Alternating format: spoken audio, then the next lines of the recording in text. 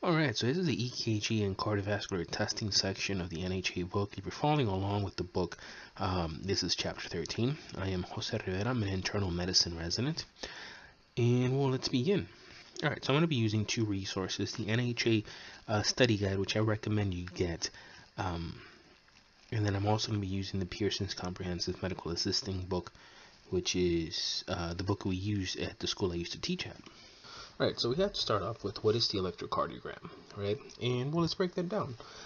Electro, meaning electricity, right? Cardio, meaning heart, and then gram, meaning, in this case, recording. So the word itself literally means a recording of the electrical activity of the heart. The way I usually explain it to a patient is it's an electrical picture of the heart, okay?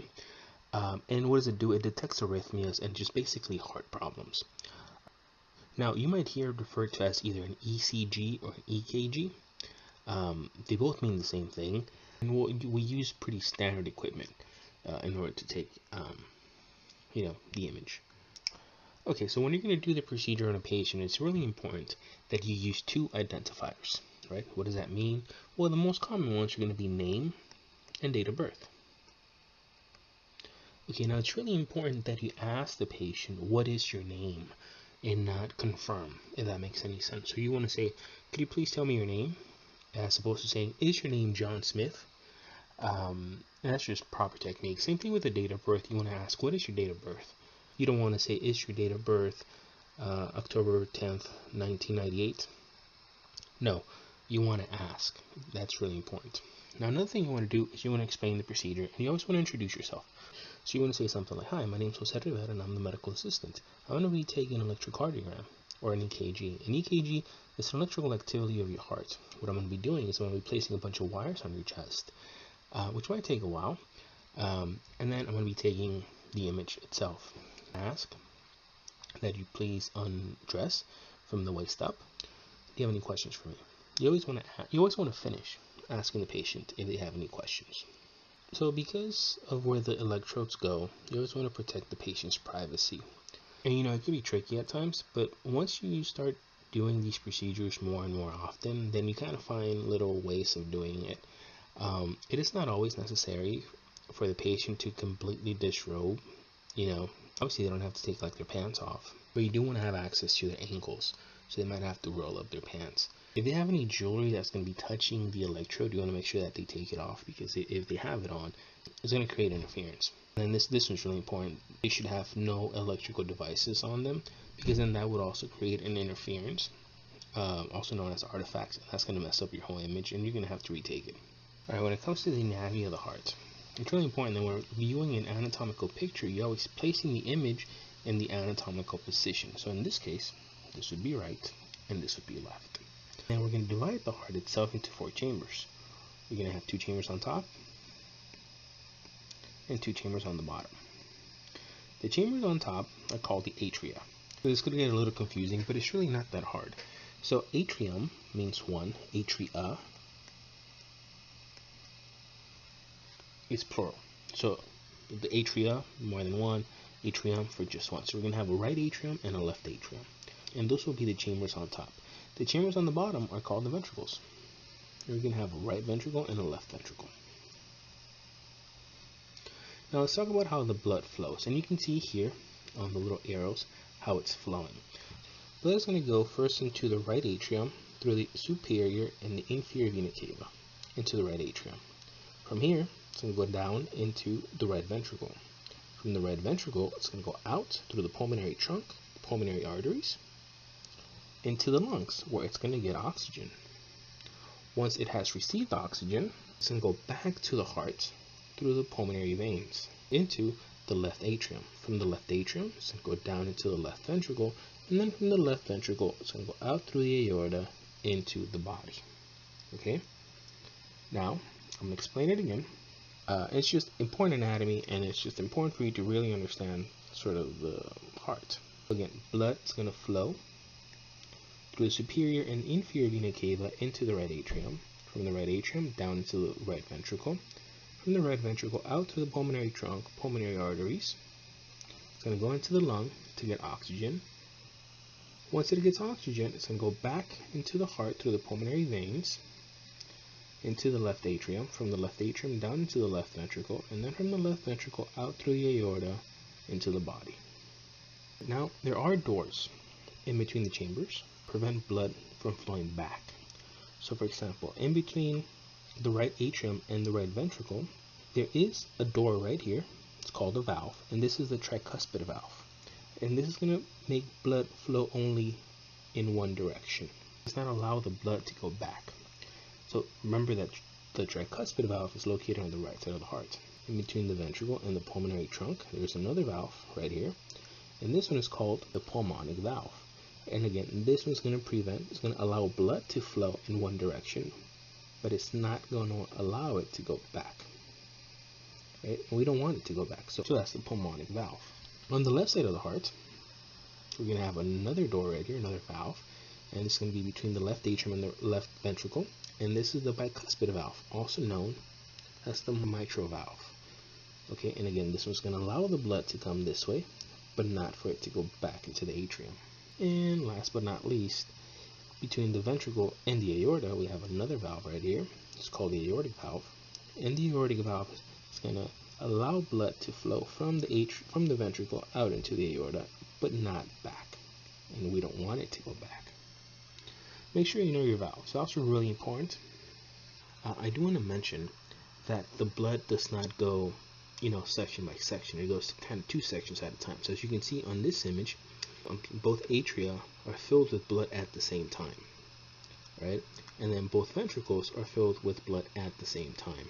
So it's not like blood here first, then here, then over here, then come here, here. No, that's not exactly how it happens.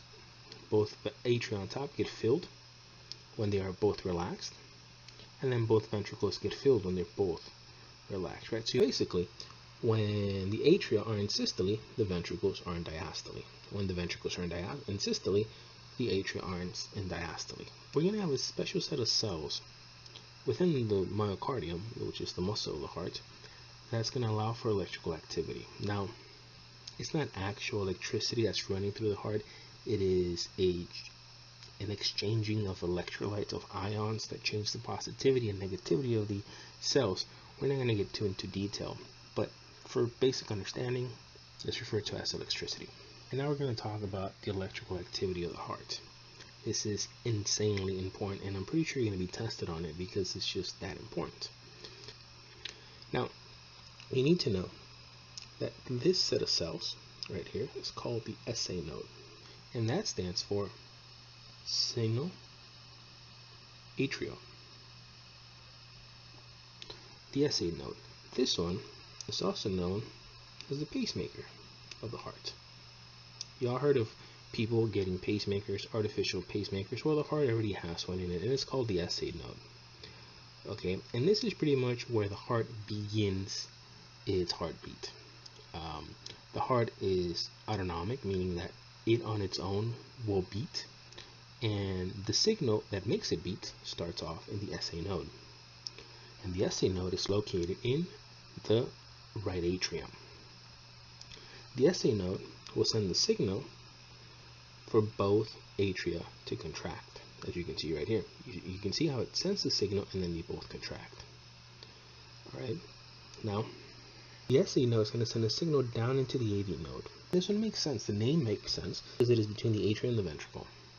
And both the SA node and the AV node are both located in what atrium? The right atrium. So the SA node sends the signal to the AV node, atria contract, and then it waits here. As you can see, it waits on the AV node for a little bit, and it has to wait there because if it sends the signal all the way down, then the whole heart contracts and it wouldn't make any sense. So it holds here in the AV node a little bit, so the atria contract, and then once they contract, the AV node sends the signal down through the rest of the heart for the ventricles to contract. And all these have names. Now, you don't really need to know the names of the whole thing, but just kind of mentioning. Part over here is called the bundle of His. Then you have the left and right bundle branches, and then you have the Purkinje fibers. You don't need to know all those things, but make sure you know the location of the SA node and the location of the AV node, both of them located in the right atrium. All right, and before we move on, I do want to mention this, and this is just important. These are the coronary arteries. The coronary arteries are going to be the arteries that actually supply oxygen to the heart itself. Okay, they come off of the aorta. You can see the aorta right here. Right? And we have two main ones, a right coronary and a left coronary. So when there's a blockage, let's say there's a blockage right here, then obviously oxygen is not flowing to this area, and then this area starts to die, and that's what we call a heart attack, a myocardial infarction. I do want to mention that a heart attack is different from a cardiac arrest. A cardiac arrest is when the heart stops beating for whatever reason. A heart attack is when there's a plug in the coronary artery, blood does not flow to the area that it needs to go, and then there's a heart attack. Most EKGs are going to print 12 leads at once. Now I do want to mention something here real quick. You're going to hear that people interchange the words leads and electrodes. Technically, the electrode is the wire, and the lead is whatever's printed on the image. But you'll hear most people just refer to the cables as leads and not so much electrodes. But just know the difference. I don't think it's important for the test, but just general knowledge. And it's going to print 12 leads. So when you place the 10 electrodes on the patient's chest and arms and legs, you're going to get 12 leads. Now I'm going to talk about specifically what each one of these means. So just know you can get an image that looks like this where all 12 leads are printed at once. You can get something like this where the leads are printed kind of by threes. And then you can also just get a single where this will be a long strip of paper and then the leads are printed one by one. My favorite is this one. Alright, so this is really important. This is something you really need to know. And it's really only for testing purposes, because in the real world you kind of place them as close as possible to this, and you don't actually have to regurgitate the exact verbiage that's used to describe the location of these leads, of these electrodes. But for the testing purposes, you're going to have to know them. So first off, let's start with the very easy ones, and these are going to be the limb leads. You're going to have a right arm, a left arm, a right leg, and a left leg. Now technically you can put these anywhere on the arm as long as it's a nice fleshy area. You can put it, so you'll see some people put it maybe on the bicep, some people put it on the hand, on the forearm. Those you can place anywhere really. I like to put them up on the chest, about the shoulder area. That's kind of my favorite section. So that's for the right arm and the left arm. For the right leg and the left leg, again, you can kind of place them anywhere along the leg. Some people like the thigh, the leg, the actual foot. I prefer on the lower part of the abdomen for both the right leg and the left leg. Now, if a person has an amputation, you want to place, let's say they have a BKA, a below the knee amputation, you would place it right above the knee, and you want to make sure you place both electrodes at the same level. So what you don't want to do is you don't want to place an electrode here and another electrode here. You want to place both of them on the same level, whether it be on the arms or the lower abdomen. Again, I prefer placing them on the lower abdomen than having to place them all the way up here. That way all my leads are right here on this area. So those are the easy ones. Again, a right arm, a left arm, a right leg, and a left leg. Okay, now let's talk about the precordial leads. And remember, the other ones are limb leads. The precordial leads, there's going to be 6 of them. And we'll start off one by one. Now, they all have colors. As you can see, they all have colors. And so sometimes you might see that the cable itself, maybe because after so much use, the actual letters might fade away, but the colors usually stay. I don't think it's really important for you to know the colors of the at least not the precordial. The limb leads probably, but the precordial ones not so much. But anyway, let's start off with the numbers. So first one is going to be V1. V1 is going to go on the 4th intercostal space to the right of the sternum. So what are the intercostal spaces, right? These right here, these are your ribs. The space in between the ribs are called the intercostal spaces. Makes sense, right? Inter between costal ribs. So 1, 2, 3, 4. So it goes on the 4th intercostal space on the right side of the sternum. So this is the sternum, right? All of this is the sternum. It's going to go on the right side of the sternum. So again, remember, this is right and this is left. Now you might also see right peristernal, which basically means next to the sternum. So the V1 goes on the 4th intercostal space, right peristernal line. Now, what does peristernal mean? Well, there are imaginary lines. So if it's right next to the sternum, that is the peristernal line. The next one, V2. V2 is going to go in the same section, basically, but on the left side of the heart. Right, so that would be the first intercostal space, the second intercostal space, the third, and then the fourth intercostal space. Now, if you want to use landmarks, a lot of times you can use the nipples as landmarks. Now, it's not a great landmark because, you know, with women, it could not be the fourth intercostal space. But you have a thin male, the nipples are almost always going to be more or less at about the level of the fourth intercostal space. It's not the best landmark, but it's something to go by. Now, we usually skip V3 and we go to V4. V4 is going to go on the fifth intercostal space, right, they should say right here, right mid-clavicular line. Well, obviously on the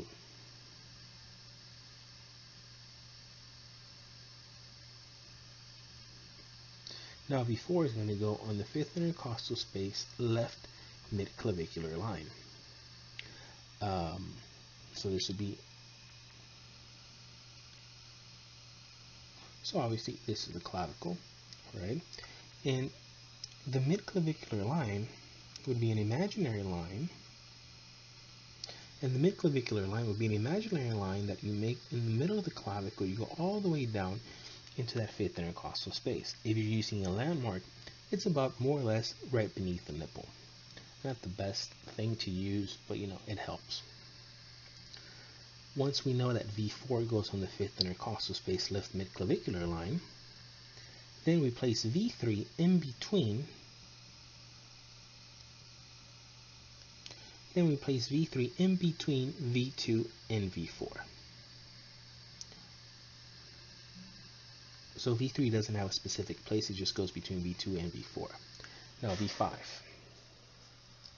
V5 is going to go on the fifth intercostal space, left anterior axillary line. Now this is going to be a little hard, but there are on the axilla. Now it's going to be now it's going to be a little bit hard, but in the axilla you have three imaginary lines. Pretty much where the crease begins, you can have the anterior axillary line. In between, right in the middle of the axilla, you can have the mid-axillary line. And then on the back of the axilla, you can have the posterior axillary line. So V5 is going to go on the fifth intercostal space, left anterior axillary line. And then V6 is going to go on the fifth intercostal space, left mid-axillary line. Okay, so let's talk about these again. So these are the precordial leads. V1 is going to go on the fifth intercostal space, left. It's going to go on the fifth intercostal space, right peristernal line. V2.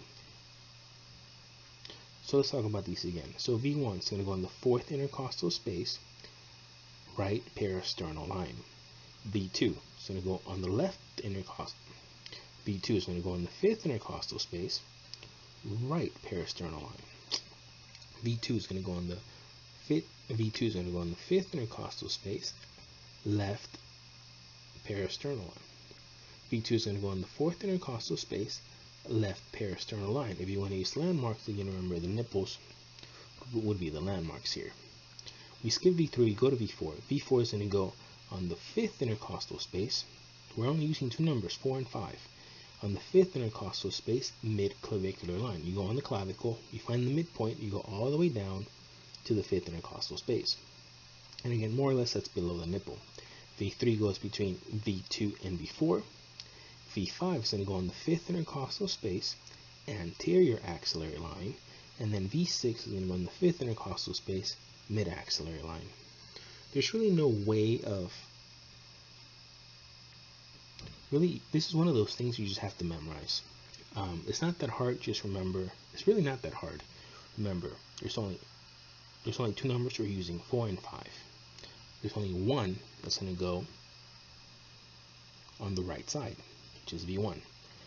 There's only one on the left side that's going to stay on the fourth intercostal space, which is V2. And then the rest are going to be on the fifth intercostal space on the left side, with the exception of V3, which goes in the middle of V2 and V4. Now that is a little confusing. I would recommend that you rewatch that, reread it, just sit down and try to memorize it, because that's probably one of the hardest things about this test. And they could ask you something as easy as, which electrode goes on the fifth intercostal space left mid-axillary line? And you should just know, well, that's V5. Which electrode goes on the fourth intercostal space of the right side of the sternum? And well, you should just know that's V1, so on and so forth.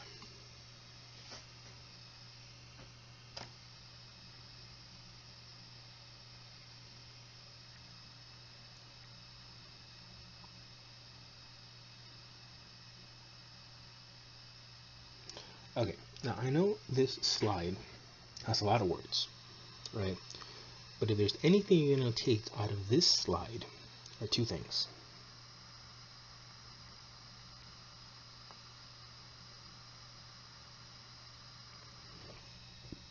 Now these are things you need to know. One, the speed that the paper prints is 25 millimeters per second. Memorize that number. The paper speed prints at 25 millimeters per second. The normal amplitude is 10 millimeters for 1 millivolt. Make sure you know that. Now I'm going to explain this, but make sure you know those. The speed prints at 25 millimeters per second, and the amplitude or gain, this is also called sometimes the gain, is 10 millimeters for 1 millivolt. Alright, now I'm going to explain this. First of all, what does this mean? Normal speed of 25 millimeters per second. The EKG is printed on a special piece of paper which looks something like this. Here it is better. So, speed. 25 millimeters per second. What does that mean? It means that when the paper is printing, these squares, you're going to see that the EKG paper has big squares, and inside those big squares are going to be these little squares. These little squares, which are these right here, are 1 millimeter, both on the x-axis and on the y-axis. They are 1 millimeter because they are squares. So the speed of the print of the machine should be 25 millimeters per second. That means that in 1 second you should print 1, 2, 3, 4, 5, and then another 5, another 5, another 5, so on and so forth. In 1 second you print 25 of these little squares. That's what the speed means. Okay?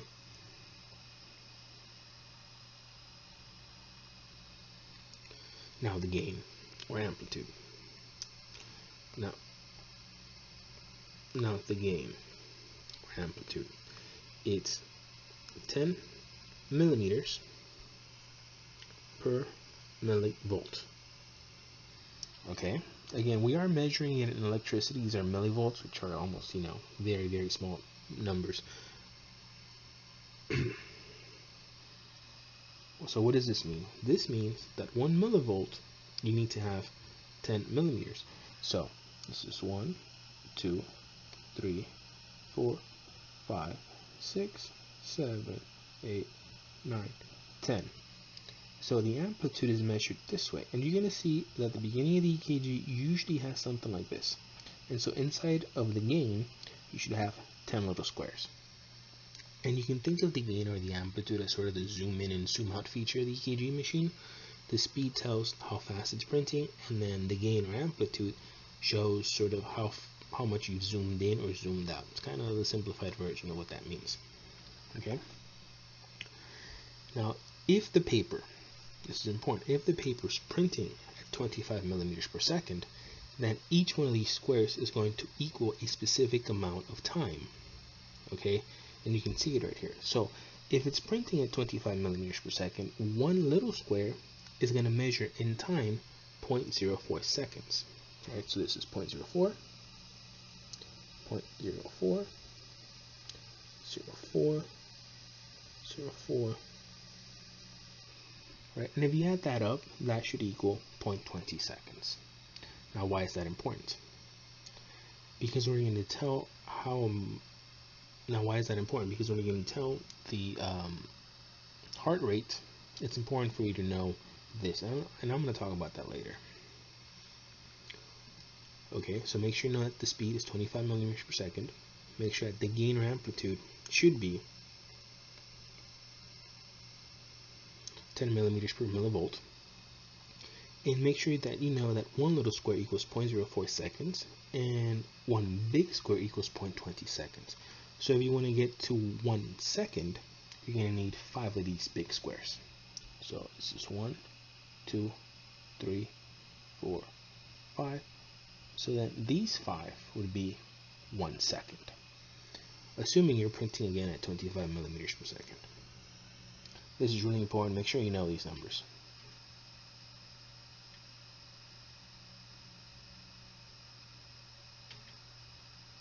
Now the EKG is going to print on either a graph matrix, which is the one on top, or you can print on a dot matrix. It doesn't matter. They're both the same. And when it comes to a dot matrix, just make sure that you would kind of fill in the imaginary lines right here in order to have the actual squares that you have here, but they're the same thing. So I do want to mention it's a different day, and on the background you might hear the dog snoring, but just kind of ignore it. If anything, hopefully it's a little soothing. Okay, so performing the EKG. So whenever you're going to do the EKG, you want to make sure that the patient is not wearing any sort of substance on them. Okay, this is lotions, powders, oils. If they are wearing something, you usually want to use alcohol wipes to try to wipe it down. If you don't, then you're going to notice that the patient, the electrodes, the patches you're actually going to apply will just kind of come off. And this also includes if the patient is sweaty. Same thing, they're going to come off. So you want to make sure you kind of rub them down with a little bit of alcohol. Whenever you do place the electrodes, you always want to place them in the fleshy areas. You want to kind of avoid the bony prominences. Okay, so let's talk about the actual waves. But first, let's look at this image right here. Okay, so we already talked about the squares. Hopefully you've understood that. If you still have questions, go back, review it. But now let's talk about this line. Okay, when the EKG prints, it should print a line perpendicular to the bottom of the paper, right? And this line is called the isoelectric line. The isoelectric line. Anything that goes above that line, we call that a positive deflection. Anything that is below that line is a negative deflection. So let's talk about the actual waves. There's going to be 3 major ones that you need to know, and that's going to be the P wave, the QRS wave, or the QRS complex. I actually prefer QRS complex, and the T wave. Now let's talk about what each one of these means. Okay, earlier we talked about the SA node, the AV node, and I told you that there was a signal that would go down, right, from the SA node to the AV node, and then from the AV node down through the bundle of His, the right and left bundle branches, and then the Purkinje fibers. Well, this signal has a name, and it's called depolarization. Okay, depolarization is the same as contraction, or the same as systole.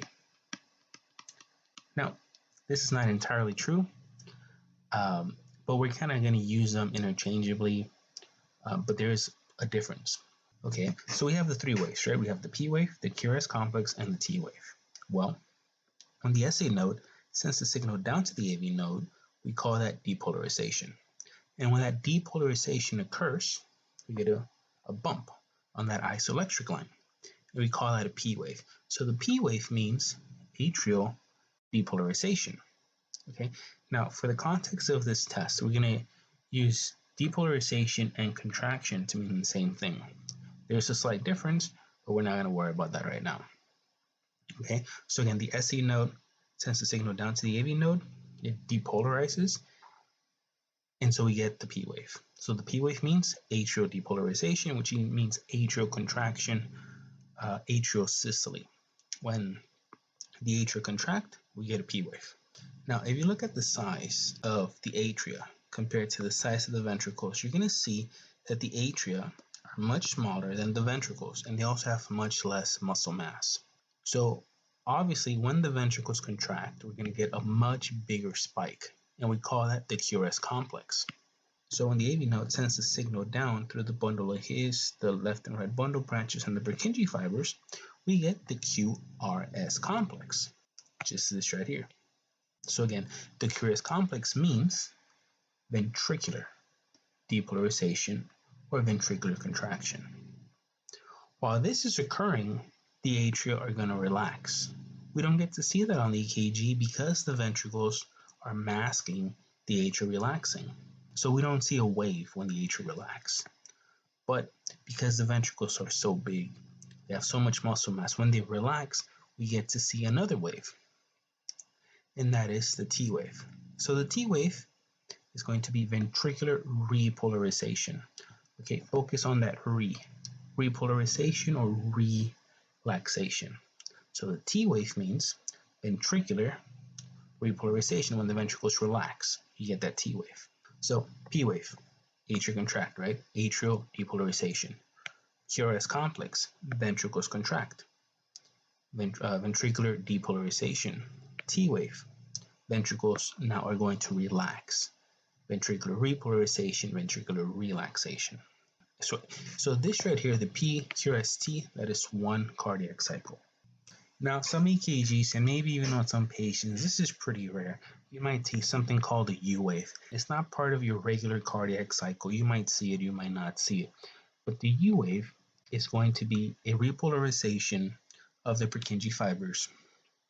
And I've also been described as a sort of relaxation of a specific tissue in the heart called the coordinate tendineae. You don't need to know it really unless you're really going for that EKG certification. It's just kind of an extra thing. Focus on, make sure you know the P, the QRS, and the T. Those are what really, really matter. Now, there are other parts of the EKG that you should be aware of. For the MA test, I don't think they're going to test you on these, with maybe the exception of one of these, but they're not as important. We're going to have segments and intervals. Intervals, that's right here, are going to contain two things. So, for example, the PR interval is going to be from the beginning of the P wave to the beginning of the Q wave. It's kind of confusing because you would think it'd be called the BQ wave, but the Q wave is not always there. Actually, you don't want to see a Q wave. Again, we are getting a little bit more into detail. A Q wave is actually a bad thing. You don't want to see a Q wave. If you do see one, you want to see a small one. Now, kind of forget that. Just QRS complex. Now, the QT interval is going to be from the beginning of the Q to the end of the T. So remember, intervals contain two waves. Now, really the one that you should focus on, and the one I would say you should know, is the ST segment. A segment is going to be a section in between two waves. So remember, an interval is usually from the beginning of one wave to the start of another wave or the end of another wave, while a segment is the section between specific waves. So for example, the PR segment is the section of where the P ends and the Q begins. The ST segment is where the S ends and the T begins. This is the important one because the ST segment is how doctors can determine if the patient is having a heart attack, right? A myocardial infarction, an MI. Now you might hear the word STEMI. And a STEMI is an ST elevation myocardial infarction. So it is when this ST segment is kind of up like this. And so there's an elevation of the ST segment. So we call that a STEMI, which is a heart attack, a myocardial infarction. Now, that's not always the case. Sometimes you have something called a non-STEMI. And in a non-STEMI, this person is having a heart attack, but the ST wave is normal, right? And that's a different type of heart attack. Just make sure you know that the ST segment can determine whether the patient is having a heart attack or not. The medical term for heart attack is myocardial infarction. On an EKG, we see a heart attack as a STEMI. And then a non-STEMI is not really seen through the EKG, but we order certain tests called cardiac troponins. And if those are elevated, they can tell us if the patient is having a heart attack. So here it is again. Remember, P wave, right? Atrial depolarization. What does depolarization mean? It is the same as contraction or systole, right? Again, if we really want to get technical, that's not 100% true, but for testing purposes, we're going to consider it. The next one, QRS complex. This is ventricular depolarization, right? So when those ventricles contract, we see that big QRS complex. When those ventricles relax, we're going to see the T wave, which is ventricular repolarization. Make sure you know these. You need to know. You need to just, when somebody asks you, you should just know. You shouldn't even have to think about it. You should just know. P, atrial depolarization. QRS, ventricular depolarization. T, ventricular repolarization. Just know. And again, what determines a heart attack is this section right here called the ST segment, which can determine an MI, which could be either a STEMI, which we can see on a heart attack, right? ST elevation myocardial infarction, or a non-STEMI, which we see through blood tests. Now, unfortunately, an EKG is not this simple. It is much more complicated. When you actually print out an EKG, it's going to look a lot more like this. Now, what does this all mean? Well, let's talk about it. We talked about how the EKG has 12 leads, right? And these leads are going to be vectors, kind of electrical vectors. Now, I'm not an electrical engineer, so I'm not, an expert on these vectors, but they're going to create planes.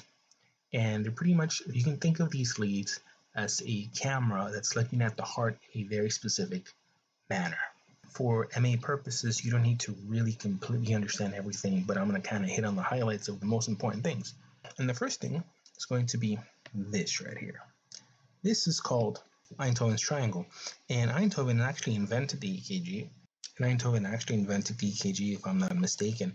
But anyway, let's talk about Einthoven's triangle. So when you place the limb leads, hopefully you remember what the limb leads were. It was the right arm, the left arm, the right leg, and the left leg. The right leg, we don't actually use it. It's not really useful. It's more of a grounding thing. And if you know about electricity, then you know about this whole grounding, which I'm not going to get into. But let's talk about the triangle itself. The triangle is going to have 3 sides, right? And these sides are going to be composed of lead 1, lead 2, and lead 3. The corners are going to be composed of that right arm that we placed, that left arm that we placed, and then that left leg. So if we asked, what composes Einthoven's triangle? It is not right arm, and left leg. No, it is lead 1, lead 2, and lead 3. When we look at the 12-lead EKG, we see lead 1, lead 2, and lead 3. And we call these bipolar leads.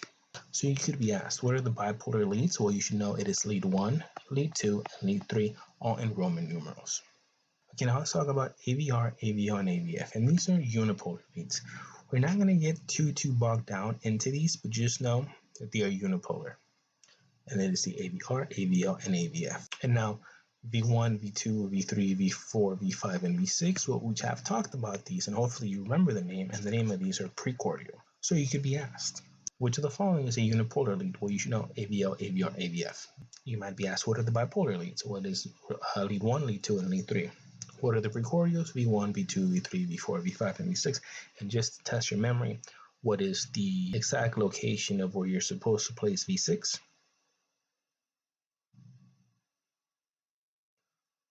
It's in the 5th intercostal space, left mid-axillary line. Make sure you know those.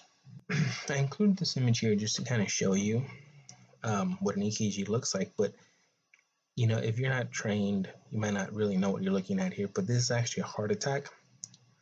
We can see a couple of things here. So first of all, let's look at the gain. We can see it right here, right? And if you count it, it should be 10 little squares. But then if we look right here, we see this in leads 2, 3, and AVF. You see an elevation of that ST segment. So this person right here is actually having a heart attack. For testing purposes, you're not going to have to know what the ST segment looks like, but I just wanted to include it on there just to kind of show you.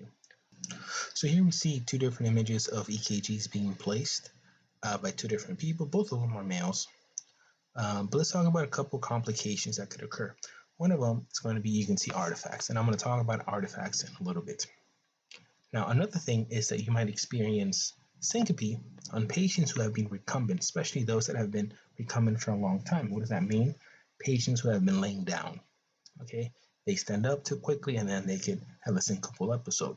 What does syncope mean? It means passing out, right? Fainting. Now, some patients might have dyspnea and might not be able to lay flat. Dyspnea means trouble breathing. So that's something you might want to place them in a semi-Fowler's or maybe even a Fowler's to be able to do that EKG. And so semi-Fowler's might be one of your best bets. Right, artifacts. So earlier, I told you that the EKG, the line that the machine makes, right, called the isoelectric line, should be perpendicular to the bottom of the paper. Now, a somatic tremor could sometimes occur when the patient is moving, the patient is trembling, maybe he's cold. You get this sort of erratic baseline where you can't really tell what's the P. I mean, you can tell what the QRS is, but you cannot tell where's the P, where's the T, Just get all this. This is a bad EKG. You're going to have to redo it. How do we get rid of a somatic tremor? Ask the patient not to move. If the patient is shivering, give them a blanket. And those are the most basic sort of reasons to fix a somatic tremor. AC interference. This one you might also see referred to as electrical interference. This could happen for several reasons. One, the patient has a cell phone on them that is vibrating. They have a smartwatch. Sometimes even if they're hooked up to another machine that is plugged into the electricity, let's say a monitor. Sometimes I've even seen it with patients who are intubated and the machine is going off. Sometimes you see this very spiky, very quickly, almost machine-like tremor on the baseline. And so this is how you know it's electrical interference, AC interference, or I think I've also heard it referred to as 13 hertz interference. If anything has to do with electricity, this is it, a sort of machine-like movement to the baseline. Now this is a wandering baseline. Again, remember the isoelectric line, or the baseline, is supposed to be nice and even to the bottom of the paper. Now this is probably one of the most common ones, and this usually happens because of the patient's breathing. Sometimes movement, but usually breathing is the most common cause of this wandering baseline. And this is the hardest one to get rid of. Sometimes there's not much you can do because the patient obviously has to breathe. But I would say as long as it's not too bad, most doctors would be okay with this one. Here is a different artifact, and this is from the Pearson book. And so on this one, this is a broken recording where it was fine, and all of a sudden something happened. And usually this one is when one of the leads comes off or it is sort of loose. You might see this. So again, how do you get rid of these? Well, if it's a somatic tremor, you might want to offer a blanket. If it is a machine, you want to try to make sure that the machine is disconnected, obviously making sure that it's not going to affect something else. Now let's talk about rhythms. Very basic rhythms, nothing too hard. Well, first of all, we're going to have this rhythm, sinus bradycardia. Why is it sinus? If there are P waves, it's going to be a sinus rhythm. Bradycardia. What does that mean? Brady means slow, cardia means heart. So sinus bradycardia is going to be a slow heart. The heart rate should be between 60 to 100 beats per minute in an adult. Now you might see slight variations of this. You might see 80 to 100, 75 to 90, but 60 to 100 is usually the common number. So how do we know this one is slow? Well, so you need to know 3 rules in order to be able to determine the heart rate.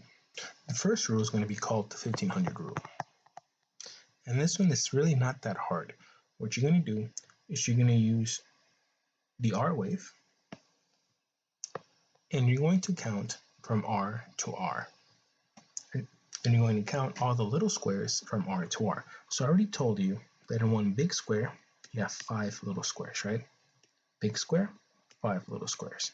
Big square, 5 little squares. Big square, 5 little squares. Big square, 5 little squares. Big square, 5 little squares. Big square, 5 little squares. And then here we have, well, another 5. So from R to R, we have 5, 10, 15, 20, 25, 30, 35, 40. And all we're going to do is divide 1500 by 40, which equals 37.5 beats per minute, which is less than 60, so that is bradycardia. So again, for the 1500 rule, we are counting the little squares from R to R. Now technically, you could also use the beginning of the P, the beginning of the T, you could use an S, you could use anything, but I prefer, and I think the best thing is to use the R because it is nice and big and you can always see it. That is the 1500 rule. Now another rule you need to know is the 300 rule. For this one, we're not going to use the little squares, we're going to use the big squares. So here we have 1 big square, 2, 3, 4, 5, 6, 7. We have 8 big squares. So we're going to divide 300 by 8, which equals 37.5. And as you can see, it's the same as the 1500 rule, just a little bit different. Now, there is another rule called the 6-second rule. And for this one, we need to go back to kind of what we were talking about earlier. We had said that the speed of the paper is supposed to be what? 25 millimeters per second, right? And we said that one big square equals 0.2 seconds. So how many big squares are equivalent to 1 second? We said 5. So 1, 2, 3, 4, 5. So from here to here, it is 1 second. So how many of these squares do we need to have 6 seconds? Right? How many big squares do we need for 6 seconds if for 1 second we have 5? Well, that means that another 5, 1, 2, 3, 4, 5, right here, this is 2 seconds. So then 1, 2, 3, 4, 5. This is 3 seconds. 1, 2, 3, 4, 5. This is 4 seconds. And then 1, 2, 3, 4, 5. This would be 5 seconds. And then there would be another 5. 1, 2, 3, 4, 5. So this would be 6 seconds. And if we look at this pattern, I think we could safely assume that there would probably be another QRST somewhere around there. Okay, so for 6 seconds, you need to have 30 big squares.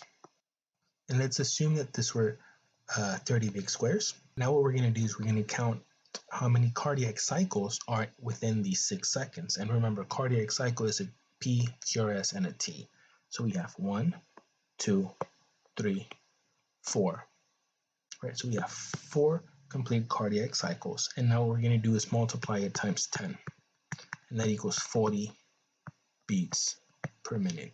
Why times 10? Because in 60 seconds is 1 minute, right? And if here we have 6 seconds, well, we have to multiply 6 times 10 in order to get 60 seconds. And that is 1 minute. Hopefully that makes sense. I'm going to keep on saying these over and over again so that they stick. And so let's move on to the next one. So sinus tachycardia, what does sinus mean? It means that the SA node is firing, so we're going to have P waves. We see P waves, yes, so we know it's a sinus rhythm. Tachycardia, tachy means fast, cardia means heart. This is a fast heart. What was the regular heart rate? It is 60 to 100 beats per minute. So in order for it to be tachy, it has to be above 100. So 101, 102, 103, whatever. Well, how do we determine that? Well, let's use first the 1500 rule.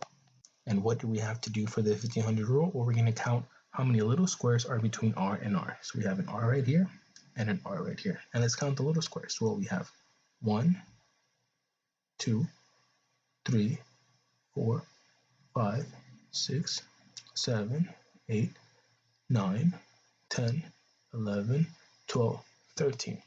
So there are 13 little squares. So what are we going to do now is divide 1500 by 13. And this equals 115.3 beats per minute. Is that faster than 100? Yes, so that is tachy. Now let's use the 300 rule. For this one, we're going to count the big squares, right? We know that one big square has 5 little squares. So here we have 1, 2, 3, 4, 5. So that would be 1 big square. 1, 2, 3, 4, 5. This would be 2 big squares. And then we have 3 little squares left over. So we have 2 big squares and then 3 little squares, okay? Now we are not, this is really important, we are not going to divide it by 2.3, which is what a lot of people would do. No, it gets a little bit more complicated. What we are going to do is we're going to talk about percentages. Again, this is a little confusing, but once you get the hang of it, it's really not that hard. So we know that from here to here is 100%. Right? So then that means that each square is 20%, right? Which would equal 100%. So if we have 3 little squares filled out, we are filling up 60% of the big square. So we're going to divide by 2.6. 300 divided by 2.6, it is 115.3 beats per minute, which is the same thing that we got for the 1500. So a little bit more confusing, but really not that hard if you really understand that one big square equals 100%. Each little square is 20%. So however many you fill up is that percentage. So if we only had 1 square, it'd be 20%, 2, 40%, 3, 60, 4, 80, and then obviously all 5 would be 100%, which you would just count as a big box. Hopefully that makes sense. If it doesn't, just go back and rewatch it. Okay, sinus arrest. Sinus, we have a P wave. Arrest means it stops. So right here, there should have been another heartbeat. Now there wasn't. An arrest means the heart stops. Do not get arrest confused with myocardial infarction. An MI is a heart attack. Okay, an arrest means the heart stopped. They're not the exact same things. An MI, if it's big enough, can lead to an arrest. So just make sure you know that an MI, myocardial infarction, is heart attack and does not mean the heart stops. With an MI, an artery is being blocked, right? One of the coronary arteries is being blocked, so the heart is not getting the oxygen that it needs. So atrial flutter. An atrial flutter, what's happening is that the atria, the chambers that are supposed to be on top of the heart, are contracting 4 times faster than they're supposed to. So for every 4 contractions of the atria, we're actually getting 1 contraction of the ventricles. 4 contractions of the atria, 1 contraction of the ventricles, so on and so forth. I really don't think they're going to test you on this, but just know that A-flutter is a very common type of arrhythmia. The next one is atrial fibrillation, also known as AFib. In AFib, what's happening is that, again, the atria, the ones on top, are quivering, basically. So we don't really see a P wave. There's really no P wave.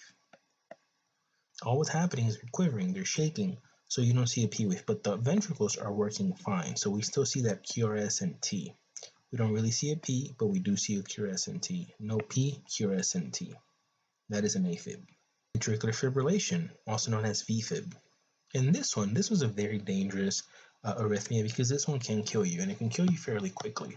Because remember, the ventricles, the ones on the bottom, specifically the left ventricle, will pump blood out into the brain and into the rest of the body. And if it's not pumping adequately, as what happens with ventricular fibrillation, no blood gets to the brain, to the organs, and you're going to die.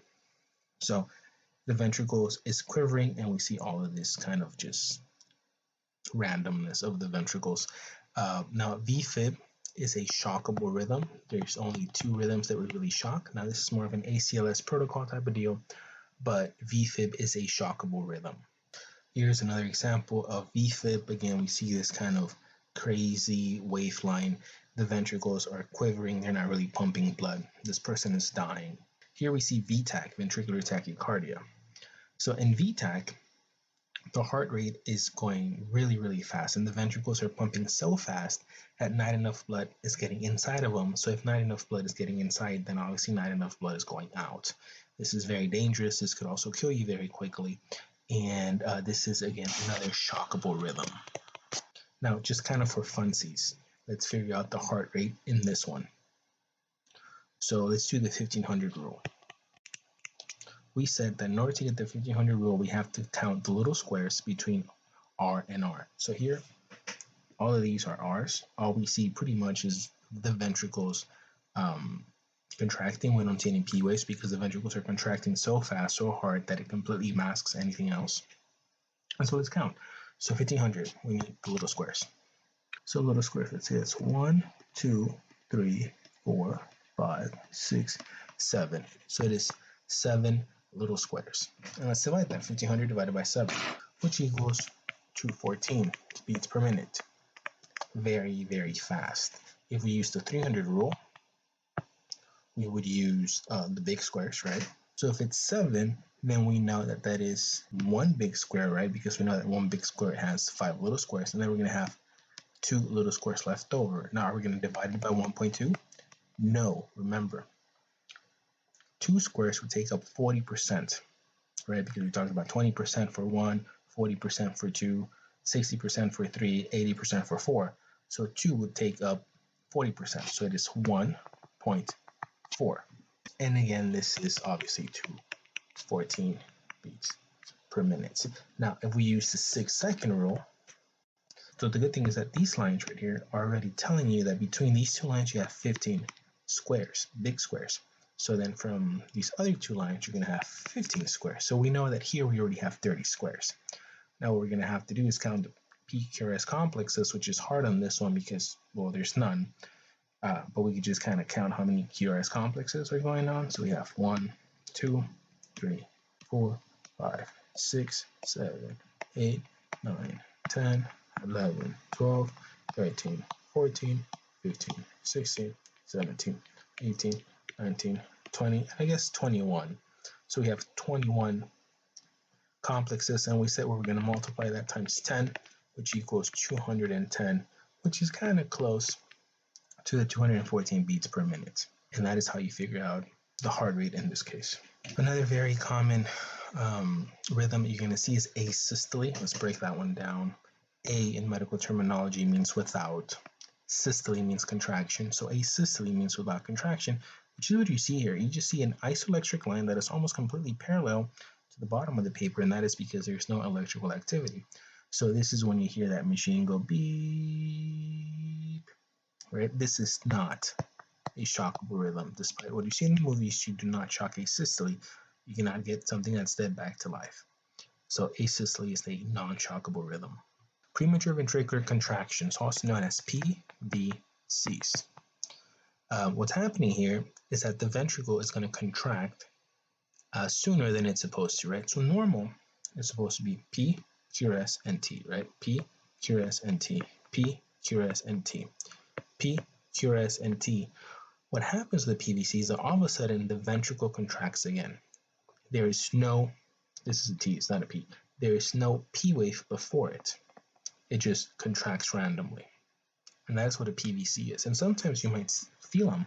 They're very, very common. I know I feel them myself. And you just kind of feel this kind of weird flutter. Sometimes you feel like your heart skips a beat. And that is basically what a PVC is. All right, and last but not least, let's talk about a normal sinus rhythm. So obviously the heart rate has to be between 60 and 100 beats per minute, correct?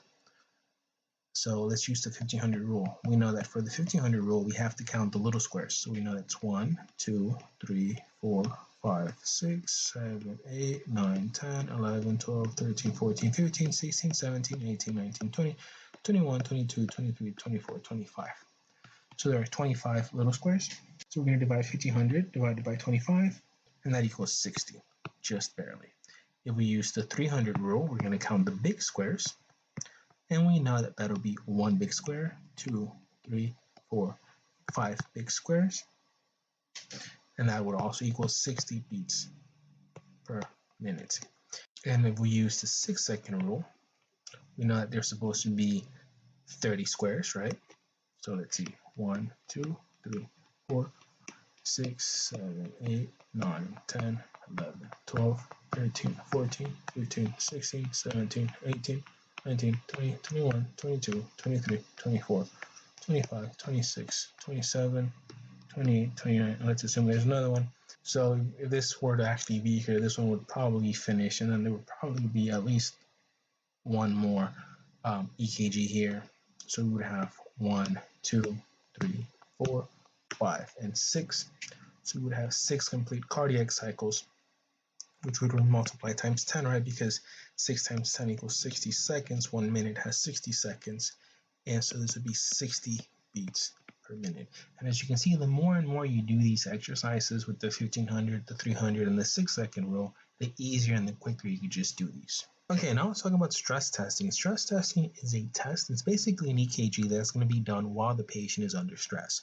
And there's different types. There could be a treadmill, which is the most common one. There's bicycle ones, and then there's others that are also done through drugs, where the patient cannot walk, where they give them some drugs, and it kind of mimics them doing exercise. The usual reason for these are patients who have angina, and angina is chest pain. And the patients who usually get this test are those who get chest pains when they exercise or when they walk for a long period of time. They get a little bit of chest pain, which could be early signs of a heart attack, so they get this stress test done. After the exercise, they're usually put through an MRI machine, and they're injected thallium, which is a dye. And through that dye, you can see kind of what sections of the heart are not receiving the adequate amount of oxygen. And that's pretty much what a stress test is. Our Holter monitor or event monitor, if you think about it, when you take an EKG, you're taking a picture, and it only happens right there and then. So if a patient is experiencing, let's say, an arrhythmia, they're experiencing sort of a fluttering of your chest. Well, unless you take an EKG at that exact moment, you're not going to tell much, right? So with a Holter monitor, they wear this machine for 24 hours, 48 hours. The electrodes are placed at the office. The patient is not supposed to take them off. They're not supposed to shower with the machine. If electrode comes off, you're just supposed to kind of apply some tape on it so it doesn't fall off. And then they just wear it, right? Whenever they do feel something weird on their chest, they do press a button so that the doctor knows. The doctor's going to review all of this at some point so that the doctor knows at what moment they felt something weird. And they're also supposed to keep a diary so that, let's say, they were in a car wreck, right? Obviously, when the car wreck happens, the heart rate's going to go up. So then they would write it on a diary at 3:30 p.m. You know, I was in a car wreck. So then when the doctor reviews it and he sees that there's a spike in the heart rate, well, he knows why. There was a reason for it. And that's pretty much what a Holter monitor is. There is another alternative called a loop recorder. And that is something a little bit more permanent. It lasts for a couple months, and it's kind of through surgery, a little procedure, and they put it under the skin. So we talked about the EKG. I didn't go too much into detail. I kind of just wanted to discuss what was in the book. Make sure you know the QRS complex. Make sure you know your 1500, 300, and 6-second rule. Make sure you know the different types of artifacts and how to fix them. And just kind of the basics of making sure you get two identifiers, introduce yourself, make sure the patient feels comfortable. If you get this down, I'm pretty sure you're going to do pretty well on the test. Good luck. And if you have any questions, just leave a comment and I'll get back to it. Thank you for sticking around.